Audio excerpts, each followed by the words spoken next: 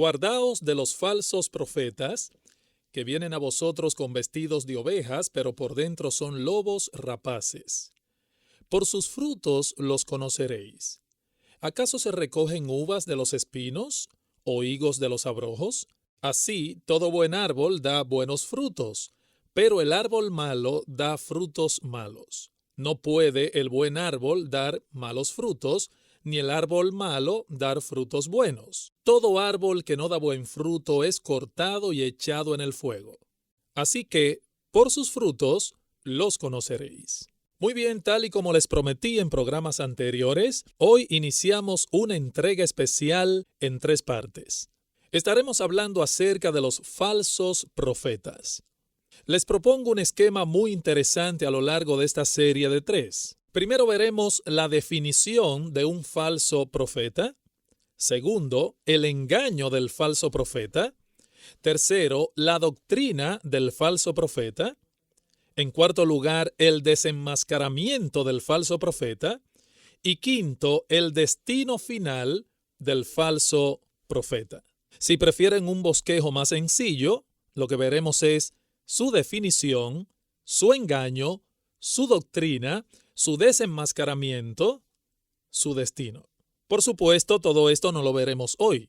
Comencemos entonces viendo en primer lugar la definición de un falso profeta. El Señor abre este pasaje con una palabra de advertencia: guardaos. Y esta palabra puede ser traducida también como pon atención. Mantente en guardia y vigilante contra este peligro. ¿Cuál peligro? Los falsos profetas. Lo primero que debo hacer entonces para poder tomar en serio esta advertencia del Señor es definir con precisión lo que es un falso profeta, porque de lo contrario no podré cuidarme de él. Así que lo primero que debemos hacer es definir a qué personas este término señala, pero para esto hay que comenzar definiendo lo que es un falso profeta.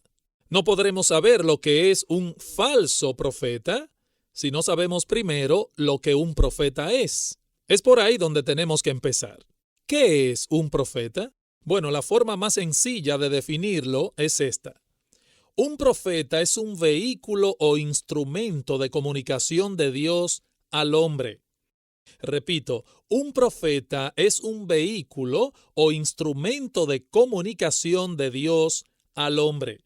Dios se comunica con el hombre a través de los profetas. El profeta es un mensajero autoritativo de Dios. Hebreos capítulo 1 apoya esta definición. Hebreos capítulo 1, versículos 1 al 2.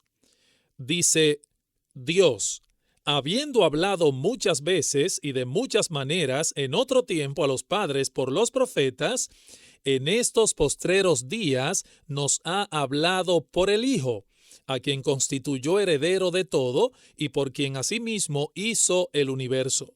Dios reveló su mente al pueblo a través de los profetas. Aún antes de la caída de Adán, el hombre necesitaba conocer la mente de Dios. El hecho de ser un hombre perfecto no lo hacía autosuficiente. Por eso, cuando leemos Génesis 1 y 2, Dios se comunicaba verbalmente con el hombre. ¿Ves estos animales, Adán? Debes ponerle nombre. ¿Ves ese huerto? Debes labrarlo y cultivarlo. ¿Ves ese árbol, Adán, en medio del huerto? No debes comer de él. ¿Ves esa mujer? Ella es hueso de tus huesos y carne de tu carne. Únete a ella como esposa y esposo, fructificad y multiplicaos. Hermanos, aún antes de la caída, el hombre necesitaba que Dios le revelara su voluntad. El hombre necesitaba escuchar la voz de Dios. Ahora imagínense, si estando en ese estado de santidad y perfección, el hombre necesitaba la guía y la dirección de Dios, ¿cuánto más no lo necesitará ahora que es una criatura pecadora?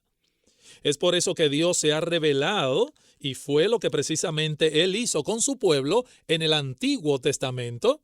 Allí en el Antiguo Testamento, Dios habló a los padres por medio de los profetas. Luego vino el Señor Jesucristo, la revelación final de Dios, de acuerdo a Hebreos capítulo 1, versículo 2, donde acabamos de leer. El Señor Jesucristo no solo encierra en su persona el oficio profético en su más alto grado, sino que también prometió investir a los apóstoles de ese don ¿para qué? Para que ellos trajesen a la iglesia la doctrina sobre la cual ésta debía ser edificada. ¿Qué es un profeta entonces? Es aquel que habla de parte de Dios o el instrumento a través del cual Dios habla. ¿Y qué es entonces un falso profeta? Alguien que pretende hablar en nombre de Dios, pero que en realidad está hablando por su propia cuenta o bajo la influencia directa del maligno. Es uno que habla falsedades, pero con la salvedad de que lo hace en el nombre de Dios. Atención a este último detalle. El falso profeta se atribuye a sí mismo el hablar en nombre de Dios. Él no se para en una esquina y dice, Dios ha muerto, Dios no existe, así que yo les pido que me escuchen a mí, que se olviden de la Biblia y escuchen mi voz. No, eso sería demasiado obvio. Nadie sensato lo escucharía. Pero cuando viene un individuo con una personalidad atractiva, con una Biblia en la mano, con una oratoria persuasiva, hablando en nombre de Dios, mencionando continuamente a Jesucristo, entonces es mucho más difícil discernir que se trata de un falso profeta. Él no viene hablando en su propio nombre, sino en nombre de Dios. He aquí lo que Dios me ha revelado. O dirá, esto es lo que me dice el Espíritu. O, he aquí lo que dice la Biblia. Y citará un texto aquí y otro texto allá, generalmente fuera de contexto. Y muchos incautos siendo atraídos al ver que ese sujeto está usando un lenguaje bíblico, aparentemente. Parece ser que en los tiempos de Jeremías los profetas falsos abundaban, de modo que varias veces este siervo de Dios tuvo que tratar con el problema. Vamos a Jeremías capítulo 14, versículo 14. Me dijo entonces Jehová, falsamente profetizan los profetas en mi nombre, no los envié, ni les mandé, ni les hablé, visión mentirosa, adivinación, vanidad y engaño de su corazón os profetizan. Noten cómo toda esta visión mentirosa, salida del engaño de sus corazones, venía precedida de un así dice el Señor. Dice Dios aquí, hablando a través de Jeremías, profetizan en mi nombre. Si estos profetas hubiesen comenzado diciendo en el nombre de Baal, ningún judío honesto hubiese prestado atención. Pero estos hombres no lo hacían así, sino que venían ante el pueblo diciendo, he aquí las palabras del Dios de Israel. Y muchos incautos le prestaban atención. Ahora, ¿qué dijo Dios acerca de ellos? Yo no los envié, ni les hablé, ni yo los envié. Es evidente que este problema de los falsos profetas en el período antiguo testamentario alcanzó niveles alarmantes. Ahora, ¿y qué de nuestro período, del período nuevo testamentario? Bueno, explícitamente el Nuevo Testamento nos enseña que la iglesia tendrá que enfrentar ese mismo problema a lo largo de toda su historia. Mateo, capítulo 24, versículos 4 y 5. Respondiendo Jesús les dijo, mirad que nadie os engañe, porque vendrán muchos en mi nombre diciendo, yo soy el Cristo, y a muchos engañarán. Versículo 11.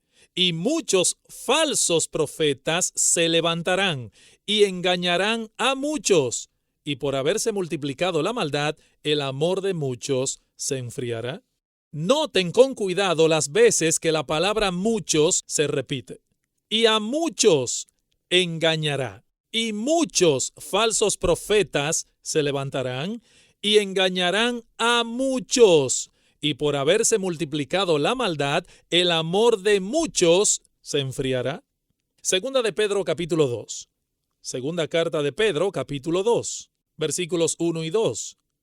Pero hubo también falsos profetas entre el pueblo, como habrá entre vosotros falsos maestros que introducirán encubiertamente herejías destructoras y aún negarán al Señor que los rescató, atrayendo sobre sí mismo destrucción repentina, y muchos seguirán sus disoluciones, por causa de los cuales el camino de la verdad será blasfemado, y por avaricia harán mercadería de vosotros con palabras fingidas. Primera de Juan capítulo 4, versículo 1. Hijitos, no creáis a todo espíritu, sino probad los espíritus si son de Dios, porque muchos falsos profetas han salido por el mundo. Segunda de Corintios capítulo 11, versículos 13 al 15. Dice: porque estos son falsos apóstoles, obreros fraudulentos, que se disfrazan como apóstoles de Cristo, y no es maravilla, porque el mismo Satanás se disfraza como ángel de luz. Así que no es extraño si también sus ministros se disfrazan como ministros de justicia, cuyo fin será conforme a sus obras. Como pueden ver, hermanos, en el Nuevo Testamento abundan las advertencias acerca de los falsos profetas y se nos exhorta a estar vigilantes, porque estos hombres no vienen a nosotros con una tarjeta de presentación que diga fulano de tal, falso profeta. No. Estos hombres vienen disfrazados y vienen para engañar. Ahora, ¿por qué tenemos que insistir tanto en esto? Porque muchos creyentes piensan que ellos saben ya quiénes son los falsos profetas. Hay muchos creyentes que creen que porque conocen algo de ciertas sectas, ya ubicaron quiénes son los falsos profetas. José Smith y sus mormones, Russell y sus testigos de Jehová, Elena G. de White, etcétera, etcétera. Sí, sabemos que esos son falsos profetas, pero como veremos en un momento, hermanos, el asunto no es tan sencillo. Esos no son los únicos profetas falsos que han salido por el mundo, y me atrevo a decir que no son los más peligrosos de este tiempo. Hermanos, Cristo nos ha dejado una advertencia muy solemne. Guardaos de los falsos profetas. Hay un peligro evidente del que debemos cuidarnos. No debemos tomar esta advertencia con ligereza. No debemos ser incautos. No debemos ser simples.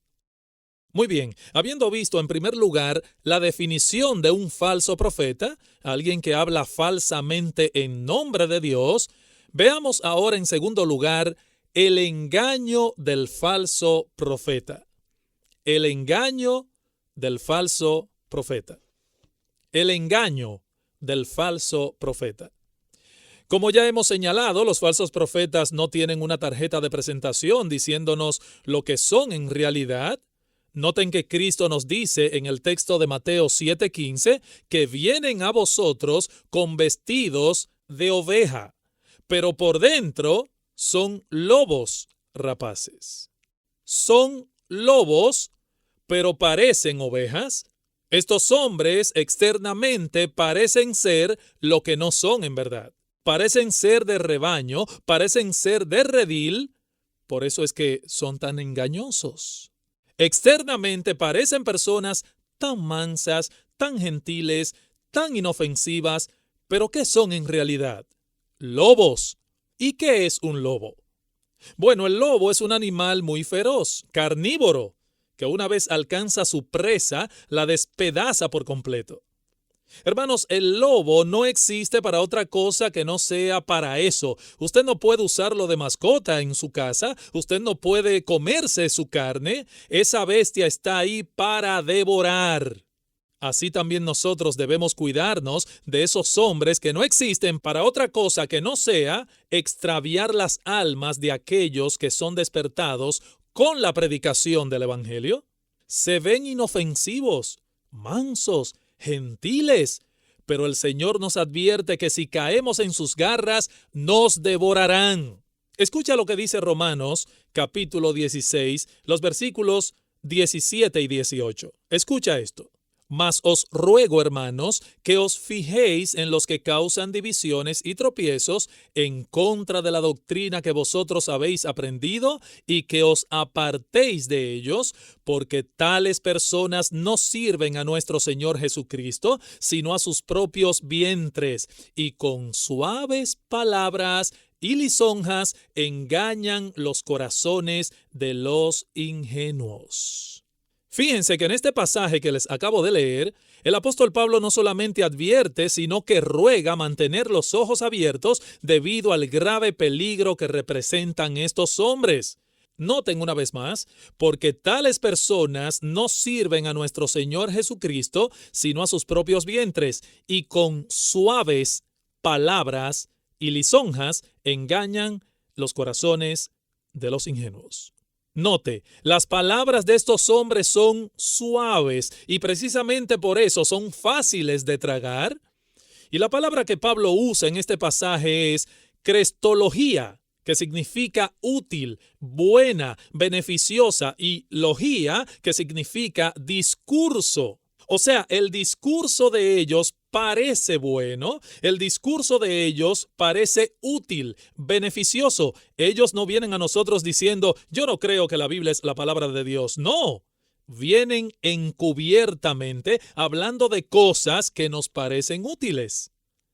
Y con esas suaves palabras, dice Pablo, engañan los corazones de los ingenuos. Pero pastor, si esto es así, ¿y cómo podremos nosotros descubrir a los falsos profetas? ¿Qué distintivo tienen estos hombres? Bueno, uno de ellos, dice Cristo, es su doctrina. Su doctrina. Y es precisamente acerca de esto que les voy a hablar en los últimos minutos de esta entrega especial. Ya hemos visto la definición de un falso profeta, ya hemos visto el engaño del falso profeta. Veamos ahora, en tercer lugar, la doctrina de los falsos profetas. Creo que sería imposible en el tiempo que nos resta hablar detalladamente de las diversas doctrinas promulgadas por los falsos profetas. Sin embargo, nuestro Señor Jesucristo nos da una clave en el texto que nos ayudaría a englobar el asunto de las falsas doctrinas. Pregunta, ¿cuál es el contexto en el que aparece esta advertencia sobre los falsos profetas? Bueno, el contexto es la invitación a entrar por la puerta estrecha, junto con la advertencia de que también existe una puerta ancha, que no es otra cosa que la oferta del maligno, quien nos asegura que podremos alcanzar el reino de los cielos sin tener que sufrir todos los inconvenientes que trae consigo el camino de Cristo. Ese es el contexto. El Señor está persuadiendo aquí a su auditorio a entrar por la puerta estrecha. Versículo 13, que a pesar de ser estrecha, es la única vía de acceso al reino de los cielos, y es en ese contexto que dice en el versículo 15, guardaos de los falsos profetas. Esto quiere decir entonces que la característica general de los falsos profetas es que prometen salvación, pero rebajando al mismo tiempo las demandas del Evangelio.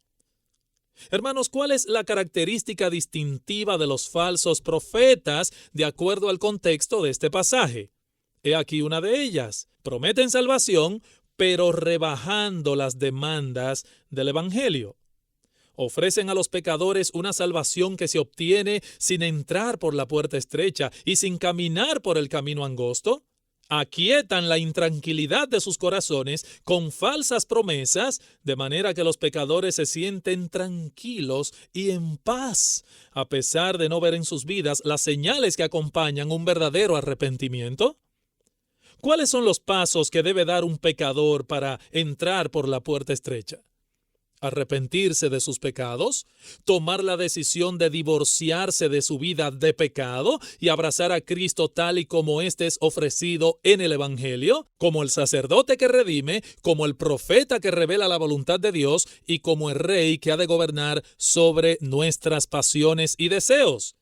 Ese es el mensaje claro que encontramos en todo el Nuevo Testamento. El reino de los cielos se ha cumplido, dice Cristo. Arrepentíos y creed en el Evangelio. Cualquier persona que enseñe un camino diferente para llegar al cielo, que no sea a través de esa puerta estrecha del arrepentimiento y de la fe, es un falso profeta, aunque cite media Biblia en cada sermón. Mis hermanos, el llamado de Cristo es a negarnos a nosotros mismos, es a levantarnos en pie de guerra contra nuestras pasiones y deseos, contra todo lo que se oponga a la voluntad de Dios revelada en su palabra, incluyendo nuestro depravado corazón. Pero entonces viene el falso profeta a este hombre que está inquieto y le dice: ¿deseas la salvación? Pues lo único que tienes que hacer es una decisión por Jesús. Lo único que tienes que hacer, mi hijo, es repetir esta oración y pedirle a Dios que te salve. Pero no se le explica a la persona lo que implica esa salvación, que no se trata únicamente de ser salvado de las consecuencias del pecado, sino también del dominio del pecado sobre su corazón. La salvación que Cristo ofrece al pecador por medio de la fe no es sencillamente un ticket gratis al reino de los cielos. No, es liberación del dominio del pecado sobre nuestras vidas. La salvación de Cristo incluye el destronamiento del pecado y el entronamiento de la gracia. El apóstol Pablo nos dice en Romanos capítulo 6, versículo 14, que el pecado no se enseñoreará de vosotros, pues no estáis bajo la ley, sino bajo la gracia. Si estás bajo la gracia, el pecado no puede seguir reinando. Aunque luchamos diariamente contra él, ya no es más nuestro rey, a pesar de seguir siendo nuestro enemigo, pero ya no es más nuestro rey. Pero el falso profeta saca este aspecto de su mensaje. El falso profeta excluye este aspecto en su predicación. Él no toca profundamente el tema del pecado, sino que más bien entretiene a la gente con otros temas, pero no les habla del arrepentimiento, ni nunca los enfrenta con sus pecados. En otras palabras, su veneno no aparece siempre en lo que dicen, sino en lo que no dicen. Escucha esto bien. El veneno del falso profeta no siempre viene envuelto en lo que dice, aunque muchas veces sí, pero también introduce veneno en lo que calla. Sí, ellos hablan de Jesús, de su muerte en la cruz, de confiar en Él, pero todo eso viene a ser en su predicación un conjunto de frases sin sentido, sin sustancia. Debes confiar en Jesús, debes dejar que Jesús te guíe, debes dejar que Jesús te llene, debes tener un encuentro personal con Jesús. Sí, todo eso suena muy bonito, pero ¿cuáles son las implicaciones prácticas de esas cosas? ¿Qué significa la guía de Jesús sobre mi vida? ¿Cómo me afectará eso en mis negocios, en mis relaciones con el mundo que me rodea? En el uso de las cosas materiales. ¿Qué significa realmente confiar en Jesús? ¿Cuáles consecuencias vendrán a mi vida por confiar en Él? Esa es la parte que el falso profeta prefiere callar, porque como ya hemos dicho, su veneno viene envuelto en lo que calla. El ministerio de los falsos profetas generalmente es muy consolador, muy halagador, muy complaciente. Su mensaje gira alrededor de cosas muy consoladoras, aunque debo aclarar que no es que los verdaderos predicadores no deban consolar con la palabra de Dios. No, hermanos, gracias a Dios que en la Biblia encontramos textos tan consoladores como Romanos 8:28 y sabemos que a los que aman a Dios, todas las cosas les ayudan a bien. Pero noten, hermanos, que la Biblia consuela al que debe consolar.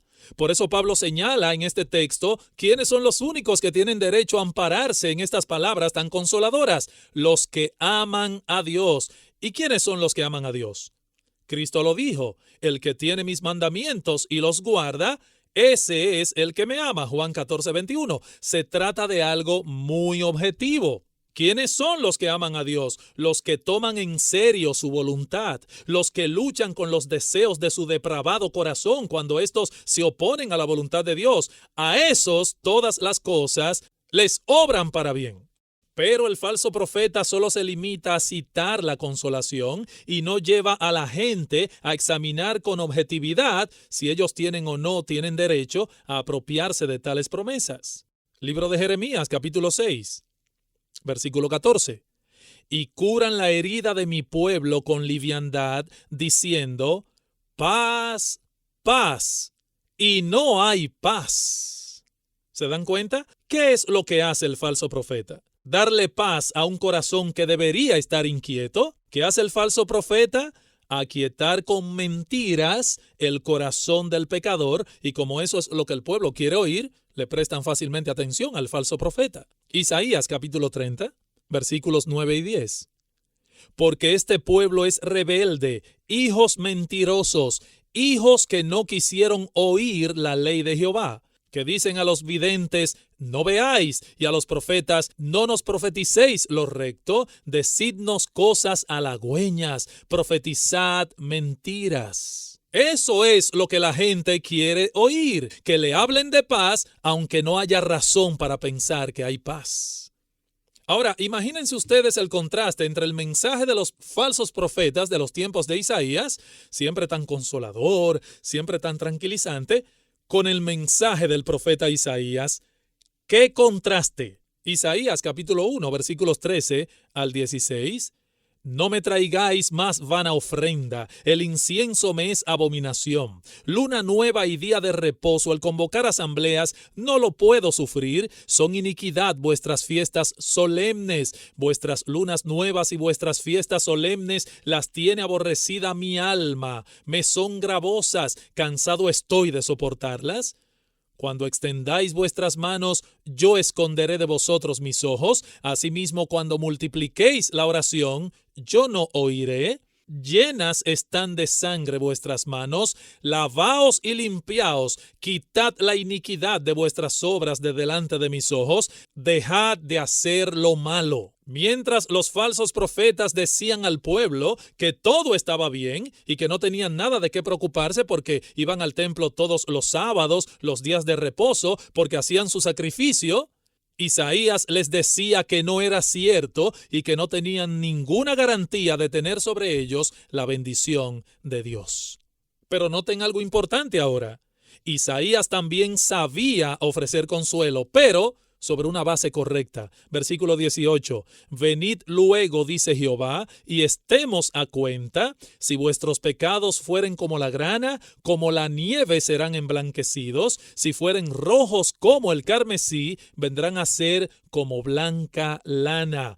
Si quisiereis y oyereis, comeréis el bien de la tierra. Si no quisiereis y fuereis rebeldes, seréis consumidos a espada, porque la boca de Jehová lo ha dicho. El problema del falso profeta es que ofrece consuelo a gente que no tiene ninguna garantía de ser consolada. ¿Cuántos van hoy camino a la perdición eterna, tranquilos y confiados en el hecho de que un día hicieron una decisión por Jesús, por el hecho de que ahora pertenecen a un grupo de alabanza y oración, pero nunca entraron por la puerta estrecha del verdadero arrepentimiento y la verdadera fe, ni están caminando por el camino angosto de una vida santa y de autonegación? Prestaron oídos a esos profetas que hablan de paz, paz, cuando no hay paz, y ahora caminan confiados y tranquilos a una perdición eterna. Ezequiel capítulo 13, versículos 21 al 22. Romperé asimismo vuestros velos mágicos y libraré a mi pueblo de vuestra mano, y no estarán más como presa en vuestra mano, y sabréis que yo soy Jehová.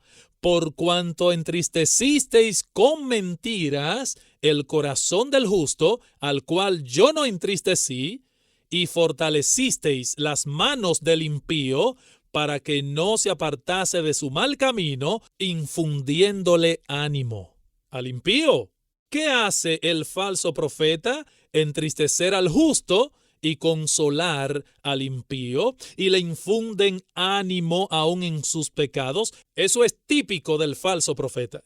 Mi amigo, la Biblia enseña que el creyente verdadero es rechazado por el mundo, que el creyente verdadero lucha a diario contra los deseos carnales que batallan contra el alma, que el creyente verdadero siente un profundo dolor cuando se da cuenta que ha transgredido la ley de su Dios. Y es mi deber decirte, como ministro del Evangelio, que si estas cosas son extrañas para ti, óyeme bien, no importa cuánta paz sientas en tu corazón, tú no has entrado todavía por la puerta estrecha que lleva a la vida y vas transitando por una senda que terminará en destrucción.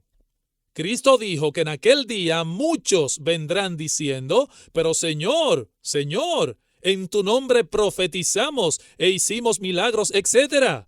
Podemos estar seguros que esos muchos seguramente vivieron toda su vida amparados en una falsa paz. No había en ellos odio contra el pecado, no sabían lo que era luchar diariamente contra los deseos carnales que batallan contra el alma. Nunca le habían dado acta de divorcio al pecado y aún así se sentían tranquilos, en paz. Y así tranquilos, los alcanzó la muerte. ¿Y cuán terrible desengaño han sufrido? En el día del juicio escucharán aquellas palabras solemnes del Señor: nunca os conocí, apartaos de mí, hacedores de maldad.